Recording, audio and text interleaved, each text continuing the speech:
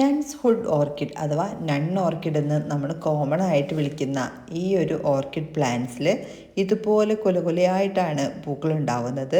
ഒരു ബഞ്ചിൽ തന്നെ നല്ലോണം 100 കണക്കിന് പൂക്കളൊക്കെ ഉണ്ടാവാറുണ്ട്. വലിയ മെച്ചുറായ പ്ലാന്റ്സ് ആണെങ്കിൽ നിറഞ്ഞ പൂക്കൾ ഉണ്ടാകുന്ന ഒരു വെറൈറ്റി കൂടിയാണ് നൺ ഓർക്കിഡ്.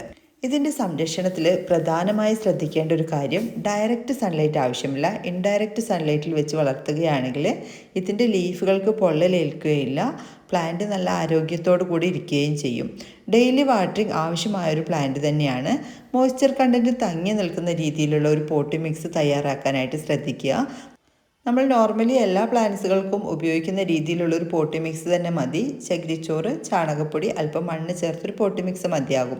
അല്പം കരിയിലയോ അതുപോലെ തന്നെ ചകിരിയുടെ ചിപ്സൊക്കെ ചേർത്ത് കൊടുക്കുകയാണെങ്കിൽ ആ മോയ്സ്ചർ കണ്ടൻറ്റ് ഒന്ന് തങ്ങി നിൽക്കുന്നതിന് നല്ലതാണ്. അതുപോലെ തന്നെ വെള്ളം കെട്ടി നിന്ന് വേര് ചീഞ്ഞ് പോവാതിരിക്കാനും ഇത് സഹായകമാകും.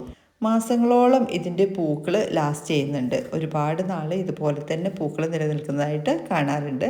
ഇവയൊക്കെ ആ കറക്റ്റ് സൺലൈറ്റ്, ഒരു ഇൻഡയറക്റ്റ് സൺലൈറ്റ് ലഭിക്കുന്ന ഭാഗങ്ങളിൽ വെച്ചാലാണ് അങ്ങനെ കിട്ടുന്നത്.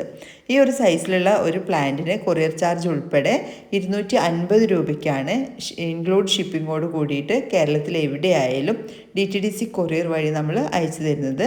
ചില പ്ലാന്റ്സുകളൊക്കെ മൊട്ടായ പ്ലാന്റ്സുകളുണ്ട്. ഫസ്റ്റ് വാങ്ങിക്കുന്നവർക്കൊക്കെ ആ മൊട്ടുള്ള പ്ലാന്റ്സ് തന്നെ അയച്ചു തരുന്നതാണ്.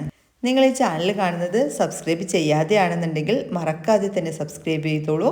കൂടാതെ തൊട്ടടുത്തുള്ള ബെല്ലൈക്കൺ കൂടെ ക്ലിക്ക് ചെയ്തോളൂ. എല്ലാവർക്കും വീഡിയോ ഇഷ്ടപ്പെട്ടെന്ന് കരുതുന്നു. Thanks for watching.